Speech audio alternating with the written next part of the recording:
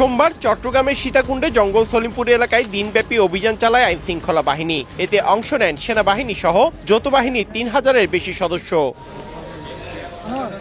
অভিযানে ৩টি আগ্নেয়াস্ত্র, ২৭টি পাইপগান, ৩০টি পিস্তলের ম্যাগাজিন, অস্ত্র তৈরি ৫৭টি পাইপ, ৬১টি কার্তুজ এবং বিভিন্ন ধরনের ১,১১৩ রাউন্ড গুলি সহ ১১টি ককটেল উদ্ধার করা হয়। জব্দ করা হয় পাইপগান তৈরির লেদ মেশিন সহ বিপুল পরিমাণ অস্ত্র তৈরির সরঞ্জাম। মঙ্গলবার দুপুরে চট্টগ্রাম রেঞ্জ ডিআইজি কার্যালয়ে সংবাদ সম্মেলনে এ তথ্য জানানো হয়। এই অংশ আমাদের পুরো নিয়ন্ত্রণে রয়েছে। স্থানীয় জনগণের নিরাপত্তা নিশ্চিত করার লক্ষ্যে সেখানে 2টি অস্থায়ী ক্যাম্প, পুলিশ ক্যাম্প, র্যাব এবং পুলিশের যৌথ উদ্যোগে আমরা পরিচালিত হচ্ছে। পরবর্তী সময়ে প্রয়োজন অনুযায়ী এখানে আরও আমাদের কার্যক্রম পরিচালিত হবে।